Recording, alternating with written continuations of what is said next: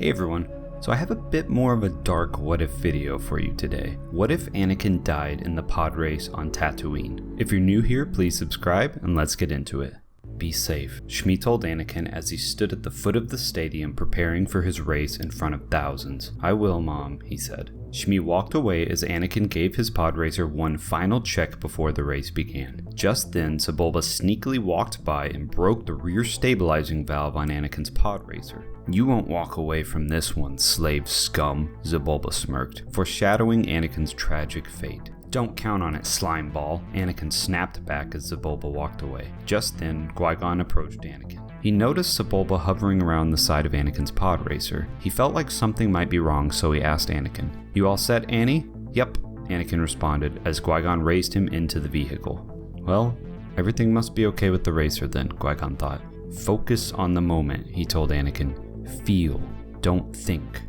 May the Force be with you. Those were the last words Qui-Gon said as he joined Padme and Shmi on the viewing platform. With Jabba the Hutt signaling, the stadium roared. Engines started firing all around Anakin as he too started up his podracer. Immediately, Anakin noticed something felt wrong. His racer began to shake violently at the starting line. Now, only moments from takeoff, Anakin knew he didn't have time to get out of the vehicle to see if something was wrong. If he stepped out, he would surely be struck and killed by another driver. Qui-Gon on the viewing tower could sense Anakin knew something was wrong.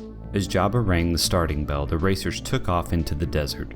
As Anakin gave his racer full power, his thrust stabilizing core levels plummeted as the left engine caught fire. Before his force-sensitive reflexes could react, the left engine exploded, sending Anakin flying into a pile of burning metal. Shmi screamed as Qui-Gon and Padme stared speechless as to what they just witnessed. Qui-Gon quickly pulled the platform drop lever as he rushed towards the accident. Qui-Gon used his poncho to put out the flames on Anakin's body and pulled Anakin from the wreckage. "Anakin, Anakin," he yelled. Anakin's body was badly burned from the explosion and his right arm and both legs were badly mangled. Watto made his way down to them as he just witnessed what happened. "Oh my boy, my investments." Qui-Gon looked at him with disgust. Qui-Gon took Anakin into his arms. "We need to get him medical attention if he's going to have a chance," he said to a frantically crying Shmi and a shocked Padme. The Mos Eisley Medical Center is just inside town."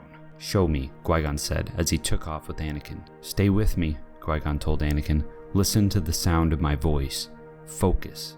While making their way through the streets towards the medical center, Anakin's crying began to fade. "How much further?" Qui-Gon asked Watto.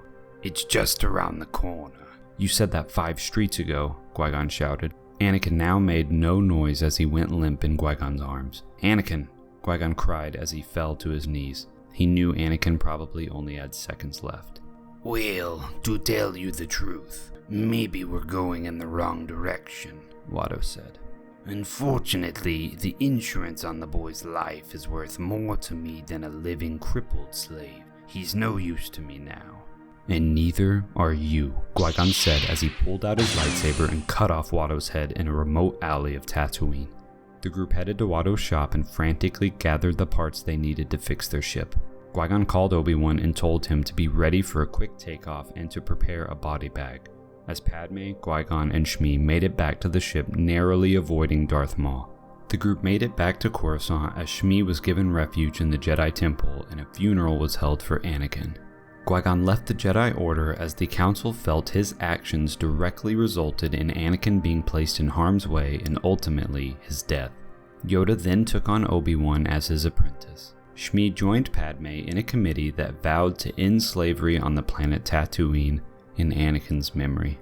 Thanks for watching. I hope you enjoyed this video even though it was a little dark. I hope you have a great day or night, and may the Force be with you.